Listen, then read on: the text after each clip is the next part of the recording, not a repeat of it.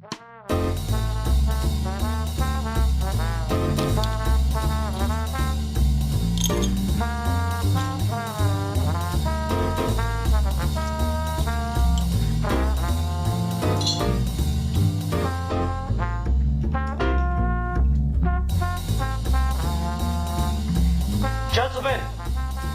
the time has come once again to discuss things.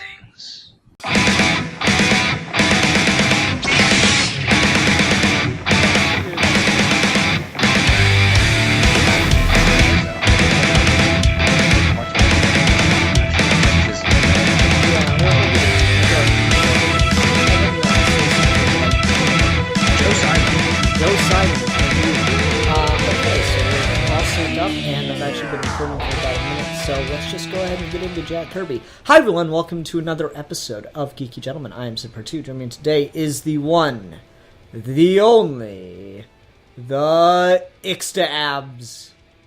You get better and better about the same 9 letters. I know, it's really hard. It's getting only difficult. 9 letters. Steve, I need you to go to the courthouse, change your name to something with more letters for me to use. Yeah, more than 3 syllables. Yeah, if you're a true friend, you'll do this. Anyway, speaking of true friendship, I don't know what this has to do with transition, but speaking of true friendship, Steve, what are we talking about tonight? Today, we are talking about a man known as Jacob Kurtzberg, or, Kurt Davis, or Ted Gray, or Charles Nicholas, or Fred Sand, or Jack Curtis. I mean, you could maybe just call him by his more popular name, Jack Kirby. I did not know he had that many pen names. He had so many. Jacob Kurtzberg is actually his birthday. I knew that. But the rest of them. That's funny. So Jack Kirby, we were recording this the last day of August. We could have timed this better. We're recording this the last day of August, which would have been the month of Jack Kirby's 100th birthday if he had lived past 1994. And, man, if there was ever a guy who I wish did not die in the 90s. This is going to sound insensitive, but fuck it, I don't care. Can we retroactively go back in time and switch the deaths of Alan Moore and Jack Kirby? Is that a thing we can do? I mean, I'd settle for switching the deaths of Stan Lee and Jack Kirby, but that's just me. And this is going to be where it gets interesting, because Jack Kirby is an undeniable monument in comic book history. And it's this constant debate that people have about the history of Marvel, the history of the comic book industry, about who did more, Jack Kirby or Stan Lee. And I will agree that Stan Lee took tons more credit than he deserves. I will say with a caveat that puts me in a weird circle in the nerd community that Jack Kirby does not get all of it, though. I agree with that. I still feel like Jack Kirby is one of the most influential people in all of comics, and Stan Lee is kind of a jackass, even if he did a lot of good stuff. But it's ultimately more just along the lines of Stan Lee's reputation is a lot bigger than anything he really deserves, and Jack Kirby's, while still massive, is not as massive as it ought to be. I'd agree with that. That's the thing, is I feel like when people talk about this, they go, oh, well, Stan Lee did all the work, and he just told Jack what to draw, and then the other side goes, no, Jack did everything, and Stan Lee just took the credit. And I'm like, no. It was a partnership. It was a partnership. A bad partnership, but it was a partnership. Yeah, it was a partnership. It was a bad partnership. Stan Lee took way more credit than he deserved, but he still deserves a fair amount of credit. He deserves a fair amount of the credit in the early years, at the very least. From the early 40s to about the 50s and 60s, a lot of the success of Marvel was that team up. Jack Kirby and Stan Lee together on Fantastic Four was a definitive partnership. Yeah, and so it's just this. It's one of those things where it's really hard to talk about because people are so divided on this. And I love Jack Kirby as a person. Every time I hear a story about Jack Kirby, it's always awesome. He I've never heard anyone say anything bad about Jack Kirby, like, interacting with him day to day when he was alive. I've heard some bad things about Jack Kirby haunting people, but that's neither here nor there. I don't know why I put that caveat on it. It was obvious I was talking about him being alive, but whatever. I've never heard a bad story about Jack Kirby just as a dude. Like, there's so many cool stories about Jack Kirby. Like, Nazis showed up to try to intimidate him at Marvel Studios, and he came down with his sleeves rolled up, ready to fight. That's fucking awesome. And Nick Spencer needs to take notes. What was that interview he gave at one point where he says, look, I don't know a lot about politics, but I do know this. If you see a Nazi, you punch him. Right? Like, that just makes Jack Kirby such an endearing, such a cool, all-American character. And he really is, in a lot of ways, what people talk about when they talk about someone who embodies the American dream. Jack Kirby started from nothing, worked his way up, and like, earned every ounce of success he got, and he deserved a lot more. But I do feel like in our love, in the fan community's admiration and respect for Jack Kirby, that they overlook some things that just on an objective level of, like, literary critique were an issue. And that is where I feel Stan Lee came in. And while Stan Lee is by no means perfect, he really helped elevate a lot of Jack's ideas. I agree with that. I feel like Jack Kirby, particularly when he had more creative control on the story side of it, did a lot less with plotting than he should have. Like, his Black Panther one's a really good example of, this is visually dynamic and really interesting, but God, there is no story here.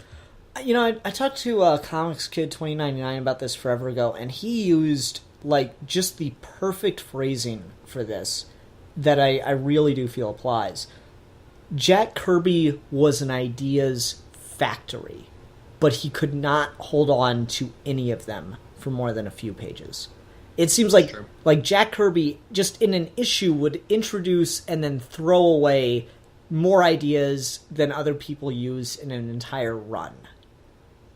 And that just makes reading this stuff when he is the one writing it, like the way people say that he was, you know, like what I've heard Alan Moore and I've heard other people make this claim that, you know, Jack Kirby really told all the story. Stan Lee just gave him the basic premise, and Jack would basically, you know, put in suggested dialogue, and then Stan Lee was supposed to go in and change that, but Stan Lee just used like 90% of Kirby's dialogue. I'm like, fuck no, he didn't. I've read Stan Lee, I've read Jack Kirby. I can tell you Jack Kirby dialogue from a mile away. Yeah.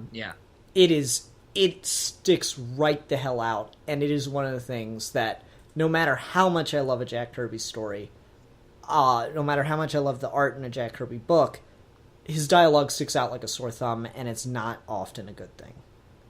Yeah.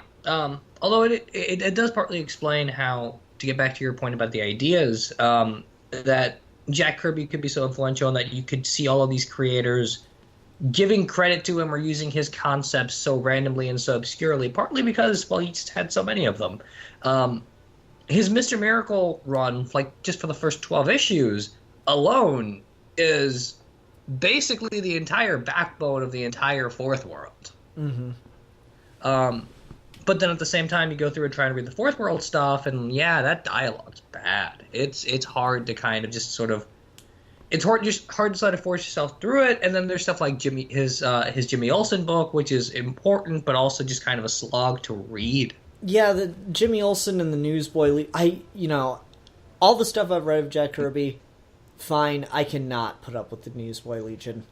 I can only experience the Newsboy Legion vicariously through others, like Grant Morrison, you know?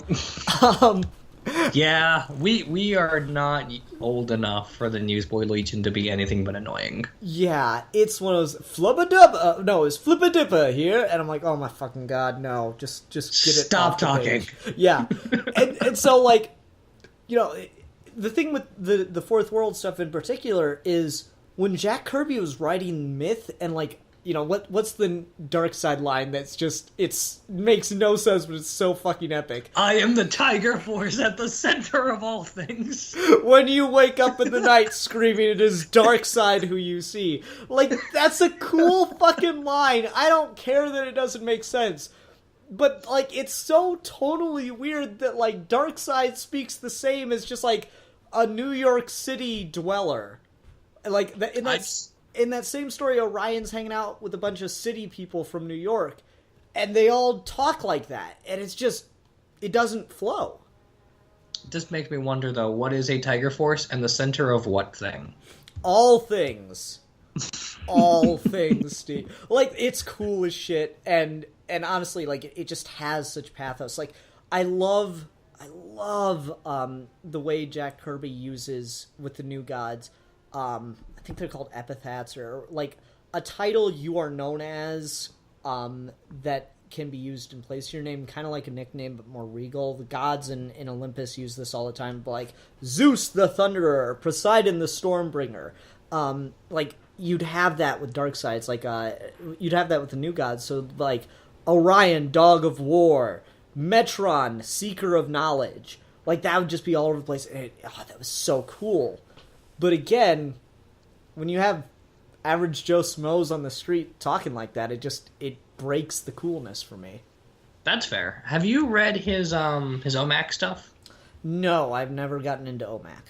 Okay, I don't particularly care about OMAC. I think it's a really cool concept, but I also just get kind of bored by it. But OMAC's one of those things where I feel like he's trying very desperately to make this very strong, very complex sort of like society, just like he does with New Gods, but on a much smaller scale. So like there's the actual guy that becomes OMAC, and then there's like that intergalactic organization that fires a satellite at him and turns him into OMAC. And so the guy that gets transformed into it, Billy Blank, at least I think his name is Billy Blank, I can't remember, he's supposed to just be a janitor. He's supposed to just be like the most pedestrian space kid you could have. And then there's supposed to be all these regal, like, massive politicians and stuff. And they kind of all talk the same. And it's kind of irritating, because as blank as he's supposed to be, you only get that in the exposition, not in the dialogue. Mm-hmm. And that's always kind of just been a classic Jack Kirby thing of just his ability to vary his character's speech is nowhere near on par with his ability to vary his motion and art style. Yeah, and that's the other thing. Like, I love Jack Kirby for the dedication and the just intense detail he throws into his art. Like, I've wanted to do a video with someone on this for the longest time, but I just can't find anyone I can't find the time, and I can't find anyone to talk about it with me. I love sensory overload art. Yeah. Like, look at the Geeky Gentleman title card that you're looking at right now.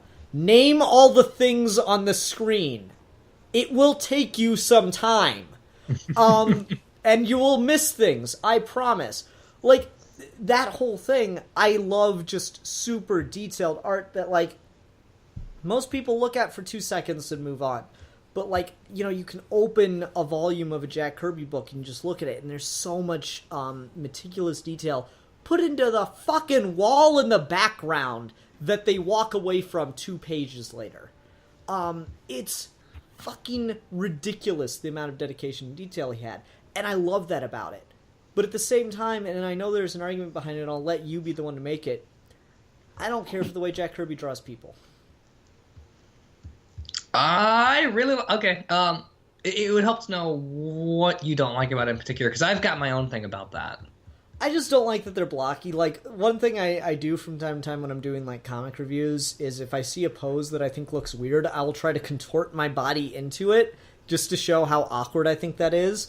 Like, I just did it with a Wonder Woman comic where she had, like, her stomach pulled in, her rib cage out, and then her breasts heaving over that with her head kind of bent forward and her arms back. Fuck. Yeah, it was a weird, like, she was dodging someone, but it was just a weird pose. That, like, I didn't like the way it looked. So I tried to do that, and, like, I'll try to do that with Jack Kirby things, and people will make the point that, like, oh, well, it's supposed to create some really dynamic, strong, powerful action. Like, Yeah, but then there's just like the physical way they look. The faces are so blocky. I don't like that. I can maybe see some of that being a taste thing. I think it really works in the context of how he's doing it, in particular because... So Jack Kirby never used like a full-on 9-panel grid. His style was a lot more simple than that. All of his stuff was very blocky, but then at the same time, it was a lot more condensed than what you were seeing in other comics, and even more comics than you see now. And so, like, people moving around in both awkward ways, but also in blocky ways, sort of helps the space of each panel feel like it's leading you more into the next one. Mm-hmm. I think visually it really works, and I've never really had any sort of impulse against it just because I've always seen Jack Kirby art. I've never not known Jack Kirby art. Mm-hmm. So it's always kind of just been my foundation for it. Like, oh yes, superhero jaw, Jack Kirby. Yeah, and like obviously that's echoed very much by the time you get to like Bruce Timm and stuff, which is funny because Justice League Unlimited's Batman is my all-time favorite animated Batman design. It's a very blocky Batman. It is. It's a very Jack Kirby Batman. Although, not exactly, because he did draw Batman at one point. Oh, neat. But no, it's just like it's such a weird thing for me, but I don't know, maybe it's the difference between animation and you know, still art or something, but, you know, I look at the way that he draws people, and the poses are kind of cool and all, and that's not necessarily my problem. It's just like, you know, people don't have square fingers. And I've heard people like make the argument it's not about the anatomy, it's about the power that it conveys. I'm like, I get it, but I can't jump down that hole with you, man. To be fair, and he didn't do a lot with this because he didn't actually draw a Batman book. He just kind of like had sketches of Batman. When he drew Batman, the blockiness disappeared and he had like very pointed fingers and stuff, which was really cool. I really actually love his Batman design because it makes him look more like a weird sort of a hunchback creature kind of thing. Is it like 90s Batman with the weird shoulder spike curly things? Oh no, it doesn't have shoulder spikes, but like he's kind of hunched over, he's very slender, he's got a lot of motion lines on him. I love my 90s Batman where he's like skulking around like a gremlin. Ugh. Yeah, Jack Kirby very much had that kind of style for him, and I thought that looked really cool. And then also when he drew Iron Man's got more of like a pointed figure to him than any of the other Avengers do. Mm-hmm. But yeah, I mean, I can sympathize with that. I've never really had a problem with it just because I've always seen it. Particularly for me, Jack Kirby art is early Avengers art, and early Avengers art is how I want all my comics to look all the time. Mm-hmm. And I think part of what is a good contrast for me is that I also grew up reading John Romita Jr. And John Romita Jr. art is, I think, Jack Kirby art done badly. Oh, wow. Not that I don't like John Romita Jr., but he's very clearly kind of just turned into trying hard to be Jack Kirby, but can't. He just can't. Romita Jr.'s Avengers book looks awful. Okay. John Romita Jr.'s Superman is kind of disgusting. Man. Ouch. And see, I'm sorry, I like John Romita Jr. I'm just saying he's kind of the bad Jack Kirby. See, I don't know. I like we're talking about the Action Comics run by Pack and Romita Jr., right? I think so, yeah. Yeah, I liked the art in that. Yeah, I don't know. I couldn't stand that art. His Bendis Avengers book I really didn't like, but then here and there he draws some stuff that's incredible, like Daredevil, Man Without Fear. His John Byrne Iron Man story looks amazing. Like, he's not a bad artist. It's just he does things that are like only Jack Kirby could do that. Don't try. Okay. And see, I'm interested how you felt, like, to kind of take this to Jack Kirby's influence on other artists. I'm interested how you felt about some of these specials that DC put out, and also why the fuck didn't Marvel?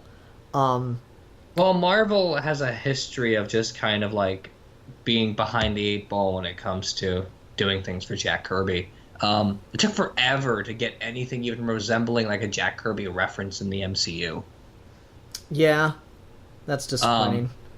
And I mean, it's irritating because Marvel as an image has rallied behind Stan Lee so much that they don't want to dilute that with someone like Jack Kirby.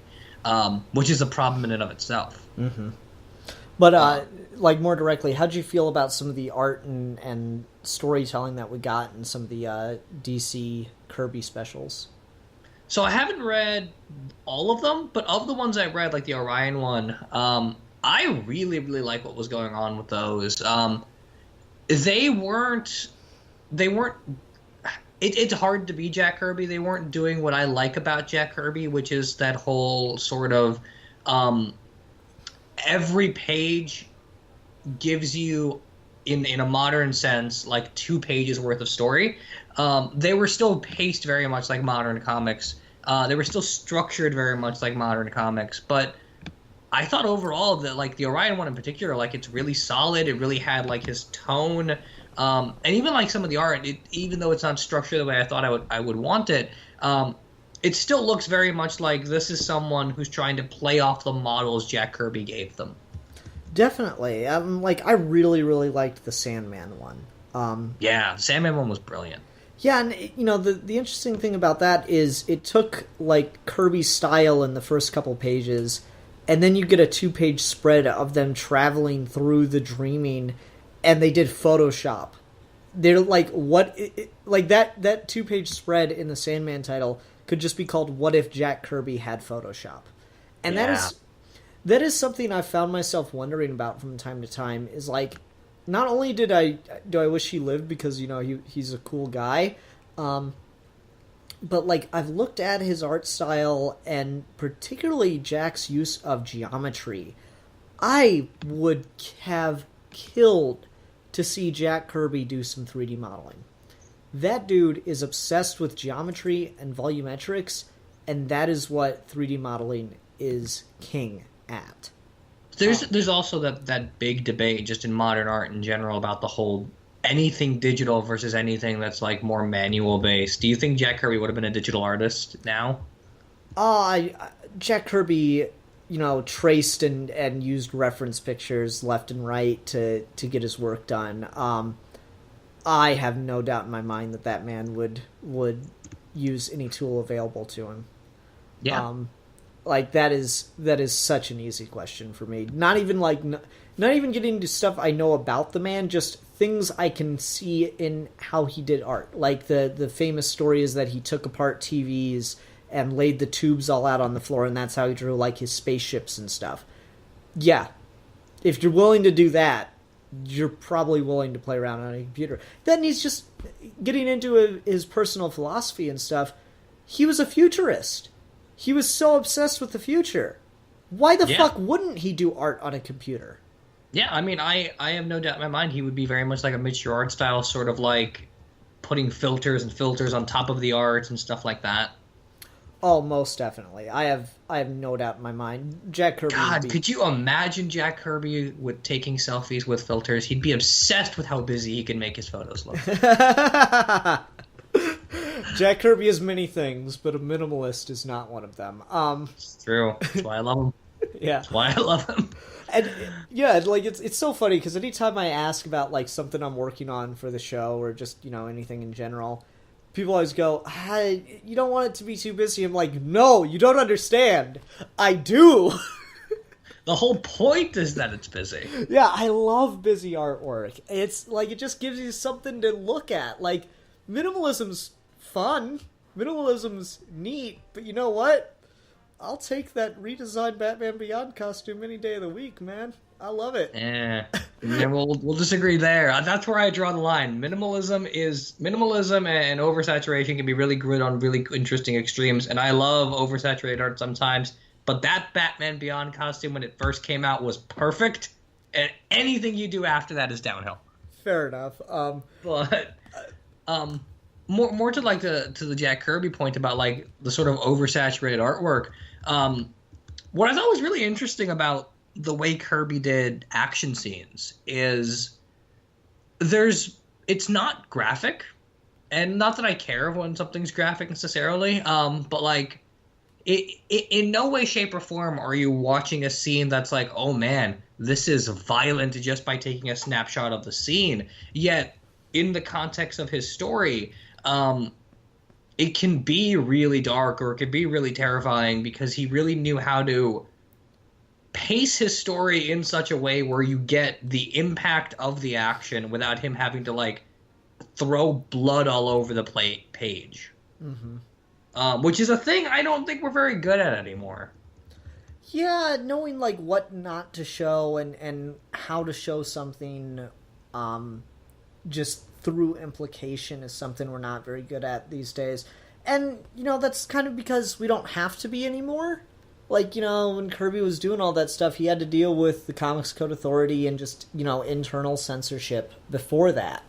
You know, you just, like, there was a stronger emphasis put on, is this really in good taste kind of thing, right? Yeah. And that's just not the thing anymore. Comics are kind of accepted as being kind of, you know, super violent now. From time to time. You know, we've gotten away from that since the 90s, but still, that was a period of super violence. To that point, though, the Batman-Elmer Fudd crossover, I feel, did a good job of implicated action as opposed to direct action. Oh, I agree. I feel like Tom King's very good about that. Even in the whole I Am Bane story, as brutal as that was, it wasn't exactly like a graphic story. Yeah, it had a lot of cutaways, but I feel like not to get into a review of I Am Bane, but like... We already did that. Yeah, I feel the cutaways in that were more to make the physical fight between Bruce and Batman more Bane and Batman more impactful because that's the first time you really saw all the gore happen. But yeah. That's neither here nor there. But yeah, you're right. I mean, Comics Code Authority, internal censorship, the whole sort of like having one hand tied behind your back is going to help you inherently find a lot of interesting ways around a problem. And I mean, if nothing else, Jack Kirby was very much a problem solver in how much he could get away with and how many pages and kind of work around ads and work around writing and work around getting stories cut off too short or too long. Like, for example, I'm not a big Fantastic Four fan. I just don't really care, and I don't particularly have any sort of interest in Galactus outside of Silver Surfer. But the original Galactus trilogy, as a 3-issue arc, is probably one of the densest, most complex, most layered comic stories, despite only being 3 issues. Like, it's an epic in 3 issues, 22 pages each. I should read that then, because, like... The big problem... I'm not saying it's good. I'm just saying it's an epic. Oh, okay, so I probably shouldn't read it then. No, but the interesting thing about Marvel, and Dan made this point over on a Geekvolution video, and it was a really interesting point, because I don't read a ton of Marvel, and I think this is why. Steve, I want to get into Batman. What's a good story I should read that doesn't require any context? I Am Gotham. Okay, Steve, I want to get into Spider-Man. What's a story I should read that doesn't require any context? So you should probably want to go back and get, say, either start with Stan Lee, Jack Kirby stuff, or go more modern and get like the original Hobgoblin run. But like, if you're going to start with Hobgoblin, you might want to scan the wiki as to what Peter was up to at that point, because you're going to want the whole history behind Norman and Harry, so the Hobgoblin stuff makes sense. Yeah, you see the problem here, right? Like, and I feel that might be one of the reasons that a lot of Kirby's legacy gets kind of forgotten, because of the way Marvel structured itself initially as a universe, and this problem is carrying over into the Marvel Cinematic Universe right now. It really is. It's getting exhausting. Yeah, as it keeps going on and on. You know, like, Marvel has always required context. Marvel doesn't have jump-ons. I'm trying to read through all of Reginald Hudlin's Black Panther right now, and it has a really, really strong opening. And it has great moments in the run. But I have a really hard time saying, yeah, you should go pick up all the trades for his run, because a lot of it's just meandery and keeps getting sidelined by this Marvel event, that Marvel event. And it's like, Jesus fucking Christ, just let him tell his story. And, you know, you get that in DC in a way you don't at Marvel, which is why Jack Kirby was able to go create an entire fucking universe all its own inside the larger banner of the DC universe when he went over there. To be fair, I agree for the most part, but to be fair, DC fucked with New Gods horribly, and Jack didn't get to do half or even a quarter of what he wanted there. Yeah. He just got to do more than what he got to do at Marvel, but barely. Yeah, but still, the fact is, he was able to go create. You know, it's funny to look at back those old issues of him setting up his Fourth World stuff, and they got the little stamp on the comic that says Kirby's here. Nowadays, that'd be a hashtag, and it would start some shit. You know it, too. I can't wait for people to go back and read old Jack Kirby stuff and be like, Jack Kirby was a social justice warrior, fuck this. Yeah, right? No, but like... Yes, he was, and that's why I love him. Exactly. No, but like, seriously though, you know, he was always so restricted at Marvel just because of the way they told stories over there. And like, certainly it was effective for sales, but it has a real problem as far as people being able to get into it and just from the outside recognize, oh man, this is great. Like, you know, I said, oh man, I should pick up that Silver Surfer Galactus intro, right? And you're like, no, probably not, because you're just gonna be confused. I'm like, fuck. Yeah. I mean, it's sort of the ultimate crutch, the Marvel method, where like, one of my favorite runs in comics of all time, my second favorite run of all time, is Dennis O'Neill's Iron Man run, and the only way I can kind of explain to you why it's brilliant is because I've read literally every issue of Iron Man at this point. And that's kind of the problem. Yeah, that's a big ask, isn't it? I mean, that's like 500 issues of comics. It's a long time. Yeah. And that's... Go ahead. Sorry, I was just going to say, but yeah, and Jack Kirby in particular tried to mitigate that as much as possible in his Marvel stuff. It doesn't necessarily work out. It almost never works out. This is partly why Kirby wanted to move up in relation to more of like comic publishing and hand over more regular drawing stuff to people like Steve Ditko, because he didn't want to force one and dones in a system designed for ongoing stories. He wanted to be within that system and allow that to work better for him. Mm-hmm. And he tried the same thing over at DC, and God, this man just got treated horribly. Did? He just got straight ragdolled, left and right, and that is always it's always so sad. Like, I remember I watched a documentary on Kirby at one point, and one artist, a comic book artist, goes, Jack Kirby was just asking for what in, the 90s was a basic artist contract on a book. He gets to keep his pencils. He gets to tell his own story. He gets to have input on the plot if he's working with someone else. And they couldn't give it to him.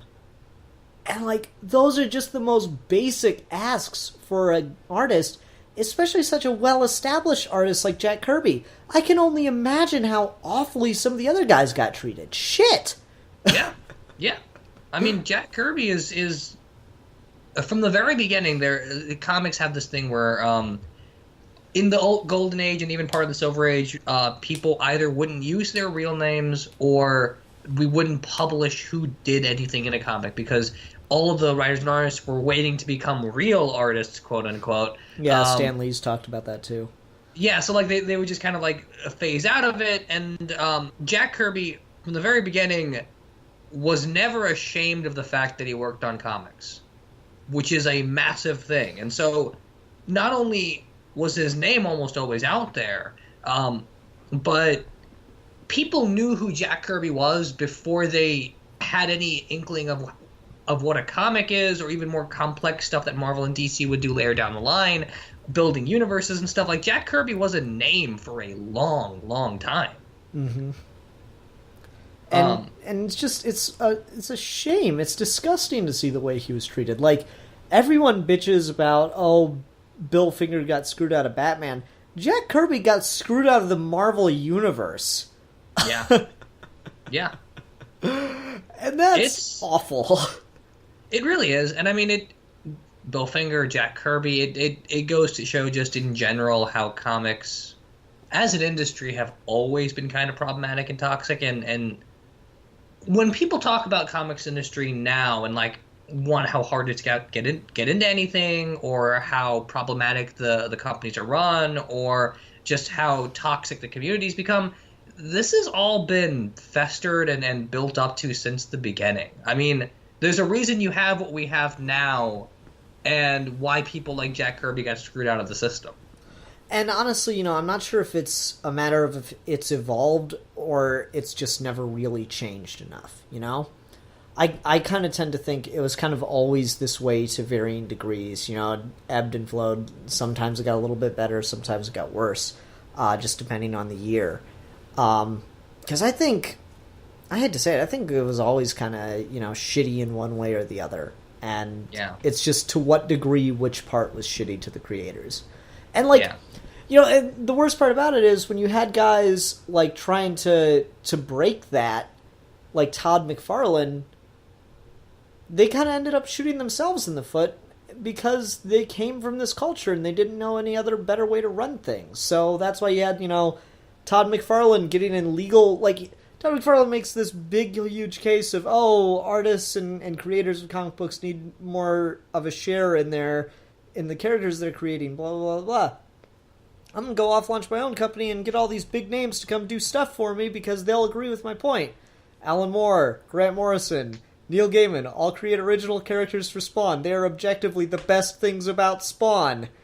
The only good things about Spawn.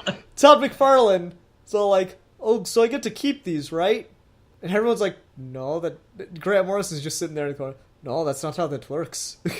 you wanted to listen to yourself. and it's just, he came from that culture, so he just, made a big tiff about the culture, but then perpetuated it himself. Yeah. And so, you kind of needed Jack Kirby to strike out on his own and form his own company. And that, unfortunately, never really happened in a big enough way. I mean, for one, it didn't happen in a big enough way, and then now, when it comes to either recollecting old Jack Kirby stuff, or even now, celebrating Jack Kirby stuff, this whole Jack Kirby 100 hashtag thing is more alive because the individual creators have a boundless respect for what Jack Kirby did for them than Marvel or DC giving a shit about Jack Kirby. Yes. And to their credit, DC did more than Marvel, but they did the bare fucking minimum. You really think so? I mean, putting out new specials is fine, but that's still a business move to sell off Jack Kirby's image than it is anything about celebrating who Jack Kirby was or did for them. Fair enough. I don't know. It's not like Dan Didio and Jim Lee are going on these press tours talking about how great Jack Lee or how great Jack Kirby is the way they did with Stan Lee all the fucking time. True. I don't know. I'm of two minds about it because it's neat to see the way that they're showing his old stories off in the books and stuff like that.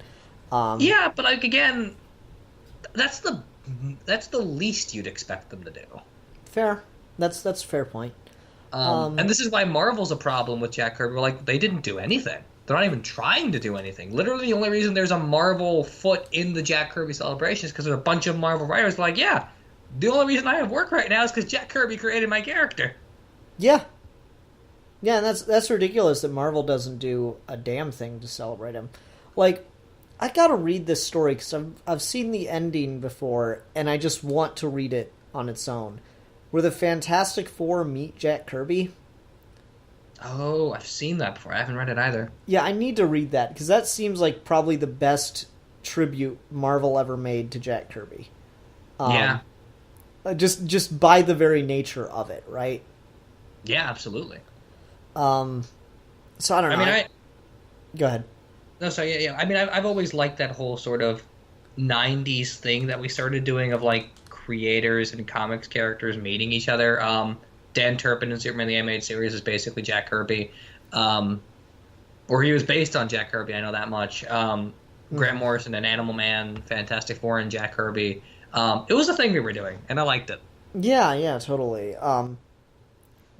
Someone was posted on Twitter the other day this picture of an actor let him play live action Jack Kirby, and I was like, yes, Get the rights back to Fantastic Four and do the MCU Fantastic Four film where they all meet Jack Kirby in the end. Do it. Yes. I want that movie. I've always wanted that movie. But yeah, I mean, Jack Kirby, he's one of those guys where, like, spending a week talking about his 100th birthday is sufficient, but there's so much more that can be done and is being done. There's this broad stream of editorials coming out all over the place about, like, Jack Kirby and this cultural theme, or Jack Kirby and this influence, and Jack Kirby and this art style. All of the amazing outpourings of fan art people are doing with Jack Kirby. His fucking, is it his nephew, his grandson? I think it's his grandson. Is it his grandson Jeremy Kirby that's just posting all of these old, like, behind the scenes sketches and stuff he's just finding in his old house? Jack Kirby sort of has become his own little culture, which is probably the best we can expect given how shitty comics industries are set up. Yeah, and it's just depressing because that man does deserve so much. He does. And if there was anything that should have brought DC and Marvel together again as, like, friendly rivals celebrating their industry that they are the titans of, it should have been Jack Kirby's 100th birthday. I'm not saying they had to do a crossover, but a cross-promotional event in honor of Jack Kirby would have been a fantastic gesture. We have a Justice League movie coming out whose entire premise would not exist without Jack Kirby. Mm-hmm. Like, and there's nothing. There's nothing at all. The MCU is was building too, and is celebrated because of the Avengers, which would not exist without Jack Kirby. Mm-hmm. Half of those characters wouldn't exist without Jack Kirby. It's ridiculous. It really is, and it's so tempting to just give all the credit to one person. And again, I feel like it's more complicated than that. It was a partnership and stuff. Yeah, but again, why does Stan get so many cameos? And we don't get more references to Jack Kirby.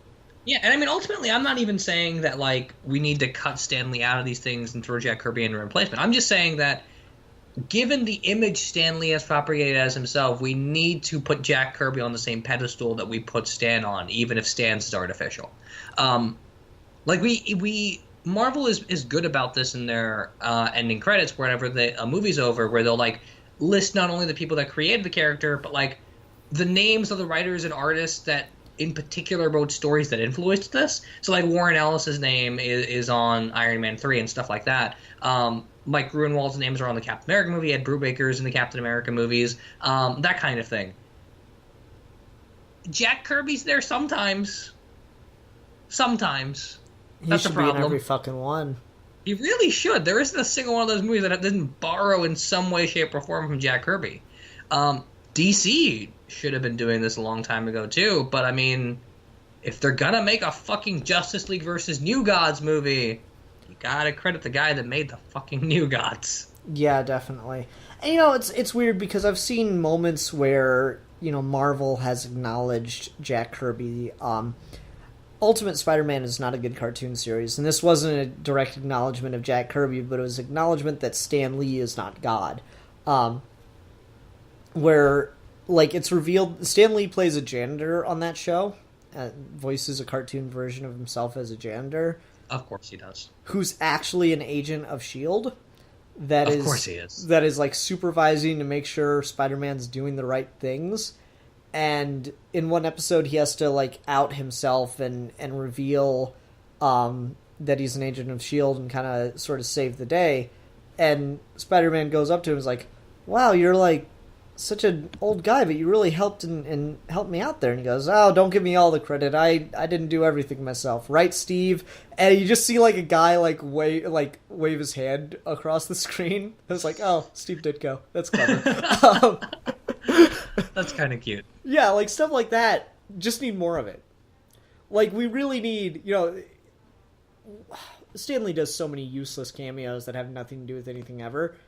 Why not have Stan Lee be on the phone and say, no, Jack, I've got a great idea this time. You're going to love it. Yeah. That's all you would need. I kind of want, and I mean, this would be a bit much, maybe, but like, I really want to see a Jack Kirby cameo in a Marvel movie where they just digitally recreate Jack Kirby. Can we not do that? Is that not a thing? That would be amazing. Wouldn't that? I mean, we made Stan Lee and the Watchers fucking came true. Can I have this? I would love that. You'd have the people who are like, oh, no Tarkin Jack Kirby, but I'm like, fuck you people. You don't know what you're talking about.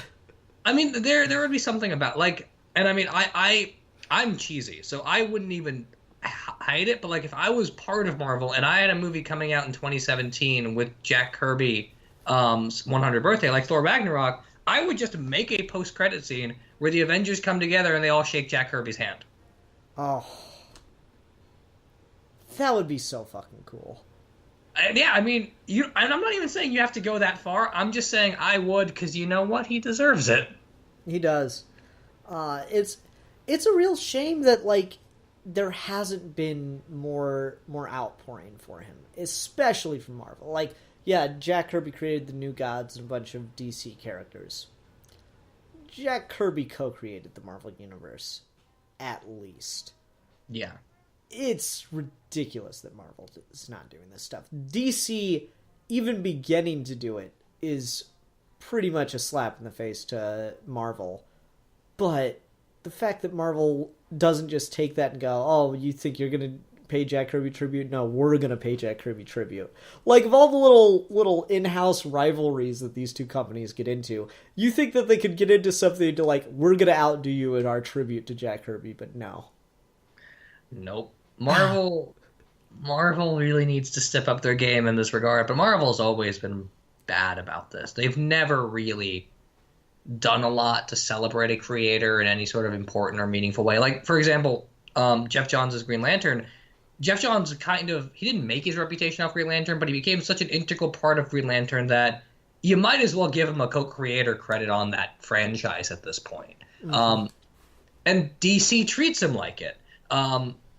Frank Miller did so much for Daredevil, you might as well give him a co-creator credit on Daredevil. It's not what's ever going to happen. Same with McLean Layton on Iron Man. Same with Grunwald on Captain America. Same with Don McGregor on Black Panther. Like, there are all of these creators that without them, the characters that we love would not exist in any way, shape, or form in the same way. But on the Marvel side, you almost have to do your research to figure that out. They don't honor that in any important way. Mm-hmm. The fact that Ed Brubaker got a cameo in Winter Soldier is probably more of the doing of the Russo brothers than it is for Marvel. Yeah, and I mean, they've been kind of hit and miss on that stuff. I know JMS was in Thor.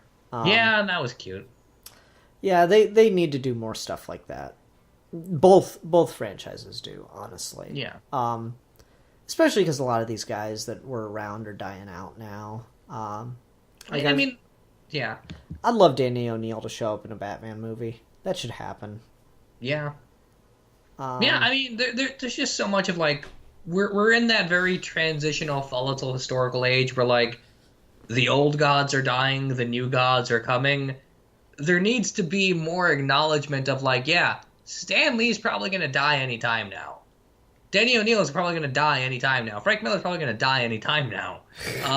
Frank Miller should not be on that list, but he is. I mean, I don't like Frank Miller that much, just for the sake of historical context, though. We should cameo Alan Moore in some of these movies, but, like, he wouldn't do it, so we should just guerrilla footage Alan Moore into some of these. Yes! Alan Moore was in the Watchmen movie, and we can just retroactively make it so. But, like, there are all of these creators that, like, are very much massively important to what we have right now, and we're in that sort of nostalgic phase where we want to, like, bring everything back to the old days and make references and stuff, which I don't have a problem with. But if you're going to do that, maybe you should do more to recognize the people that got you there. Bob Kane and Bill Finger... Batman's credit is now created by Bob Kane with Bill Finger. Mm-hmm. That's a good step, but it's like what Malcolm X says about oppression. You stick a knife in someone, you pull it out halfway, that doesn't mean anything. Mm-hmm. And I mean, it's probably in poor taste to use such an important metaphor for such a trivial thing like comics, but I think the point still stands when it comes to just respecting people. Yeah, it's one of those things where, like, you wonder how much this affects people, but then you realize, this dude had spent his whole life doing this. This was how he made his name. And Jack Kirby had such talent, he could have made a lot more money in other mediums, but he did stick with it for the outpouring of support that he got from fans, and for the way that he was able to craft the entire medium. Yeah. Like, he's not just an important figure in Marvel and DC. Comic books would not be comic books without Jack Kirby. He was there from the beginning.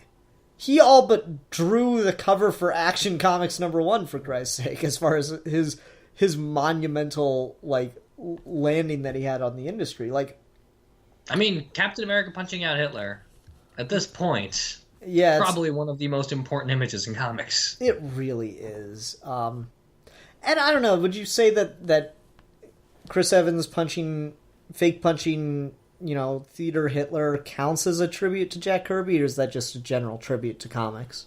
That's probably just a general tribute to comics. I mean, it should be a tribute specifically to Jack Kirby, but still. Yeah, fair enough. We just need something else to, like... It's too late to do anything about it because, he's dead. He doesn't care anymore. But we do. Yeah, we do. And, part of evolving is acknowledging your past mistakes and trying to atone for them. And the industry needs to evolve to that point. Well, and I mean, so much of, and I mentioned this earlier, so much of the reasons in comics as an industry and as a culture right now are so problematic and hard to get into, is because of the stuff we set up back in the day. And I mean, it's getting to this point where, like, there's a lot of comics writers right now come from novels, and novels, regardless of whether or not you've ever heard of some of these titles, sell way more than comics do. They always have, and they probably always will. But, like, there's this famous account of there's a female writer at Marvel who wrote novels, and on any given day there'd be like 8 million people reading what she wrote.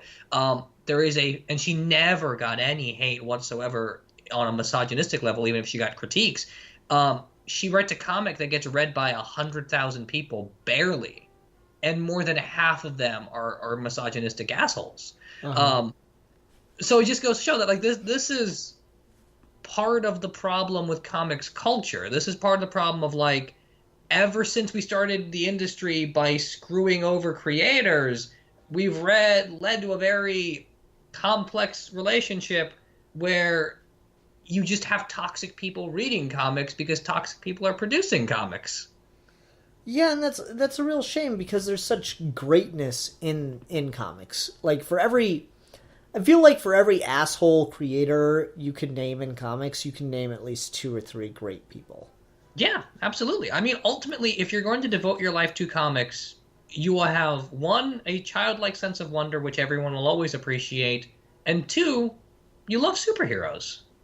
Yeah, and, like, that's the thing I don't understand, and this gets, like, really far away from Jack Kirby, so I'll bring us back after this, but, like, how can someone read superheroes trying to do the right thing day in and day out, and then hate people for trying to do the right thing day in and day out? Yeah. I will never understand it. How many times has Superman said that there is no place for sexism in the world? And then people who claim to be the biggest Superman fan in the world will say some stuff like, dumb whores need to stop writing comics. Yeah. How? How does that exist in the world? It is the ultimate, like, not thinking about what you are consuming. And, like, that's where, I guess that's kind of the perfect example to go, like, maybe art doesn't have as profound effect on people as we like to think it does. I mean, and that's the real shame, right? Like, it makes us question what the point of all of this is when you have so many assholes being assholes. Right? They ruin it for everybody. But yeah, I mean, and to bring it back to Jack Kirby, you have like this kind of perfect symbol of like the grandfather of comics, like this sweet old guy, this really Jack Kirby always believed in community. He always believed on like cultivating creativity in children, and like he would teach people how to draw and stuff. He was just all over the place, a really nice guy. And I don't know, we don't, even in his monumental contributions to comics as an industry, we also kind of lose the fact that, like, yeah, he was a good person. He's a good person doing what he likes to do. He's one of those rare creators where, like, you don't have to ignore anything about him. The more you find out about him as a person, the more you like him. Yeah, absolutely. I mean, Stan Lee has gotten to this point where he has to have, him and Dennis O'Neil also, they have to have, like, assistants with them at all times because they're really old now. They don't really know what's going on. They have to, like, be guided into having a conversation by someone else. And I mean, it happens. They're old. It's fine. But, like, so I don't want to, like, bash Stan Lee the whole time, but Stan Lee's kind of a dick. Even if he did a lot to build Marvel, which he did, he's kind of a jerk. And it's interesting how, like, we sort of, because Stan Lee was successful, we rewrite his jerkishness as, well, he's a smart businessman. Same thing with Bob Kane. But no, you have people like Bill Finger and you have people like Jack Kirby, like, they were both monumentally important to everything we have now, and they're just really decent human beings. It just so happens that bad people screwed them over, and bad people get credit for being bad people? Is that how that's supposed to work now? Yeah. It is a real shame. It's just disappointing, and I don't know, no one's the worst thing they did, but man, it's hard to look at, like, Stan Lee and all these movies and go, oh good, they're paying tribute to one of the original Marvel creators, when you know how ruthless he was. Yeah. That's just, it sucks. Yeah. No, it's definitely a shame. Maybe to go on a more positive note, do you have a favorite Jack Kirby creation and then a favorite Jack Kirby story? Okay, it's easily Darkseid. Okay, that's fair. Darkseid is just, honestly, the Joker, Darkseid, perfect villains. Fair. Yeah. We've talked about Darkseid's not quite a villain, and I'd kind of agree with that. I'd say you could argue the Joker isn't either. The Joker is kind of that reactionary force to the existence of Batman. Like, I love that line in Dark Knight. I'm not a monster, I'm just ahead of the curve. Yeah. And they never did anything with that line, but it was a good line. But Darkseid's very much the same way. Like, he is just the epitome of evil. Like, you could refer to Darkseid as the god of evil. He's a necessary force in the universe because evil always exists. And that's sad, and that's disgusting, and it's terrifying, and that makes him a fascinating ass character to read in what he brings out of other characters. I've seen the Superman the Animated Series where, like, Darkseid loses, and then all the people bring him back up, and he's like, "Here I am, a god." Yep. I was just about to say that. That's it. It's funny. I read the Darkseid special, which is like all these Kirby books have had little background things written by one of Jack Kirby's many apprentices who did an autobiography of Jack Kirby. And so this guy wrote the Darkseid special. So if anything was going to feel like Jack Kirby Darkseid, it was going to be this. Nope. Missed the mark by about a mile. Darkseid in that book is a tyrant who fears being overthrown. No. Just not even. That's not Darkseid. It never was. Not even close. It's such a typical way to write a bad guy, and Darkseid is anything but typical. So no, Darkseid is my favorite because he just is. Darkseid is. If there was ever a more perfect line to summarize a character, Grant Morrison, and writing Darkseid, he might be the only other person in the world that really gets Darkseid. I'm really curious to see what King does with him. I agree. I mean, particularly because Holy Darkseid shit. is. Yeah. So Darkseid is my favorite Jack Kirby creation, and you really feel it from the sense of who Jack Kirby was, the kinds of things he said about Nazis, tyrants, and Jack Kirby being a social justice warrior. Darkseid's kind of the embodiment of all of the evil out there, and what's that Neil Gaiman quote? Fairy tales aren't important because they tell us dragons exist. They're important because they tell us dragons can be defeated. Yes. Yep. That's basically that. Yeah, that's Darkseid in a nutshell to me. He is this never-ending source, this well of evil in the universe, and they, no matter how dark things get, they always push him back and find a way to win. To quote Batman from Rock of Ages, you did turn the universe into a mirror, and all you saw was your own ugly face. I love it. Do you have a favorite story by Jack Kirby? Single issue story by Jack Kirby, or just general story. Yeah, just arcs, general story is something, anything really, even just a thing that he only drew. Not readily off the top of my head. I like some of the things I've been reading. I think are kind of cool. It's just neat to see what a futurist he was. Like, he had that. I feel like he and Gene Roddenberry probably would have gotten along really well with this vision of, in the end, in the future, everything will be solved and things will just be great. That's a crossover we never got to see, isn't it?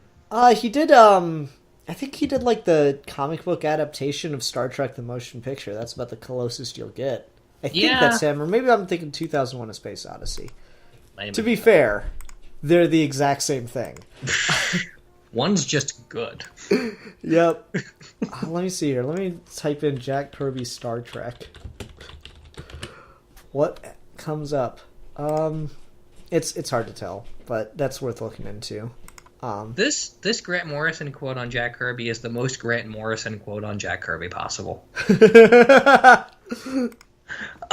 So he says here in an interview, Kirby's dramas were staged across Hungarian vistas of raw symbol and storm. The Fourth World Saga crackles with the voltage of Jack Kirby's boundless imagination let loose onto paper. Yep. That is the most Grant Morrison thing you could say about Jack Kirby. Indeed it is. I agree 100%. Man, just a titan of the industry. How about you, Steve? Favorite character, favorite story? I think it's gonna be it's a little bit of a toss-up between Black Panther and Silver Surfer, but I think I'm gonna go with Silver Surfer. Silver Surfer, just as a character, I haven't read a ton. I've read Steve Englehart's run, I've read John Byrne's story, I've read him in the old Stan Lee, Jack Kirby Fantastic Four stuff. Dude, the Mike Allred book. I've read 2 issues, and it's beautiful. I'm gonna pick that up at some point. I worry about Dan Slott, even though I know he's not really the force behind it. I from what Cap tells me, he's not involved at all. Okay. Well, then I'll probably start picking it up then. But no, Silver Surfer, Norrin Rad, he's kind of just the most pure being in all of comics, really. Like, he's a dude flying around space, trying to understand things, and it's both extremely tragic in the way Silver Surfer Requiem deals with it. It's really cosmic and fantastical in the way Jack Kirby deals with it.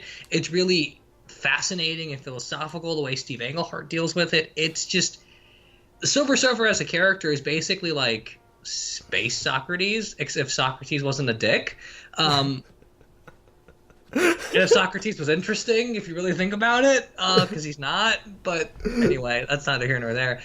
It's Socrates versus Donald Trump. Yes, please. Beautiful. But like it's sort of just this, like, he goes around and he questions things, and he doesn't have to have an answer. He doesn't even have to be comfortable with answers. He's just kind of experiencing in the most raw, innocent way possible, and I always really loved that. And I always just love that design of, like, this weird, completely slick, almost neutral-looking figure with lots of buried passion underneath. I just thought he was a really fascinating concept, and Jack Kirby did a lot to like get his personality right in those early first appearances. But it's such a basic template you could do so much with. How'd you feel about the way he was visualized in the second Fantastic Four film? I thought he looked fine. I thought he looked great, honestly. I thought he sounded great. I think so too. It looked really cool. His casting or his sort of like technical aspect of that movie is not the problem with that movie. Oh, definitely not. I was just curious how you felt about the visualization of the Silver Surfer on screen. Was it Lawrence Fishburne that did the voice? I don't even remember. I don't remember either. I thought it was Lawrence Fishburne, and if it was, that was fucking perfect. But yeah, I really liked it. As for story, oh, before you go on from Silver Surfer, can I just say, I think the Silver Surfer's creation is a really good example of just how Jack Kirby created a lot of the Marvel Universe, where like Stan Lee goes, okay, so the Fantastic Four are going to battle this like planet-eating guy called Galactus. And so you just need to, set up for him to show up. And then he goes back to letters like, who's this guy on the surfboard? I figured he should have, like, a herald. So you just made a fucking character? So, yes, you just made the most interesting part of Galactus. Yep. So, like, that's the perfect... And, like, Stan Lee would admit to that shit at a certain point, where he's like, yeah, he just fucking created Silver Surfer out of nowhere for funsies, I guess. Yeah, that's kind of the best way to describe it. Like, it's the most 60s possible thing of like, yeah, his herald rides a surfboard. His name's Rad. It's great. Yep. Okay, so favorite story. Favorite story is hard. Probably just because it's been in my head for so long these last few weeks. I'm probably going to say New Gods 1 through 11, that whole original run of comics. I was tempted to say Mr. Miracle, but only Mr. Miracle in relation to New Gods. Not that that's a bad comic, but I just think the New Gods aspect of it is ultimately the most interesting part. It's fascinating. It's really, really well constructed. It's really unique. And I don't think anyone really gets what a New God is anymore. They do one of two things. They do the Thor thing, which is they're just really strong people that exist in space doing shit. Or they do another thing, which is they're their own sect of the DC universe, where everyone's a soldier and then Highfather and Darkseid are like the gods. And it's neither one of those. It never was. It was never really a pantheon or anything. New Gods, in Jack Kirby's image from those original comics and from the way he ended, is they were both representations of ideas, but they were also like a Shakespearean drama. That they were a fucked up family that had to exist eternally with each other. Yeah, it's very much meant to be mythological. It may veer into just being the second thing you described, where Highfather and Darkseid are the gods and everyone else are soldiers, but I really, really enjoyed Green Lantern Godhead. It has kind of that Shakespearean feel where, like, Highfather wants to collect all the rings so he can have the life equation and finally beat Darkseid, and he's just been so obsessed with this war on Darkseid that he has kind of become just as bad as Darkseid, because he's willing to, like, transform the entire universe into foot soldiers for his war against Darkseid. And he doesn't even see the absurdity in that. So Godhead was pretty cool. Godhead kind of got me back into Green Lantern. Of that. Oh, really? Yeah, Tom King wrote a part of that because he did an interview where he talked about how his favorite character in all of fiction is Captain Kirk, and by default that makes his favorite character in comics Hal Jordan. And so he always wants to write Hal Jordan because he basically wants to write him as Captain Kirk with a Green Lantern ring. And he had a thing where like he wrote Hal Jordan for a part of Godhead. And there's apparently a scene there where like Hal Jordan gets infinite power, and the whole thing is that like the most Hal Jordan thing about that is that he's not afraid of not having power. He's afraid of what he can do with unlimited power. Mm-hmm. I really want a Tom King Green Lantern book, but Me too. besides the point again. But no, that sounds fascinating. I'll have to check out Godhead just because I keep hearing cool stuff about it, and I love New Gods. And by the way, if there's another kind of like Kirby-esque category of like the best Kirby idea, fucking anti-life equation is brilliant. That is one of the coolest fucking ideas anyone could ever have. You know, it's funny. I was watching an animation on YouTube where someone was like, "Okay, Beerus versus Darkseid, who wins?" And they go through like all the stats, and I'm unconvinced that Darkseid could defeat Beerus fist fighting wise. But like the stat they mentioned and didn't use is that Darkseid has a mathematical proof that he is the true heir to all existence. I really wanted to see him use that on Beerus. God damn it! Oh, I would love that. Like, look, this is all fine and good, but I'm better than you, and I can prove it mathematically. That's the T-shirt I need. I can mathematically prove that I'm better than you. I love that phrasing. I love that it's not death equation, it's anti-life, and it's not anti-life powers, it's not anti-life concept, it's anti-life equation. Like, there's just the construction of those three words in a very particular way is a brilliant idea that I don't think there's anything remotely as cool in comics as anti-life equation. And it's great because Morrison just uses it perfectly to, you know, kind of make it explicit that it is a functioning, long-living fascist state that is it is the opposite of life. Yeah, and I mean, it's a quintessential Grant Morrison thing to do that, where, like, life and death are not opposites. The opposite of life is anti-life. Yep. I fucking love that. It's genius. Yeah, and the only thing I'm waiting for is for someone to square Death and the Black Racer. That's all I need. That's going to happen. You know that's going to happen. Grant Morrison's going to be the one to do that.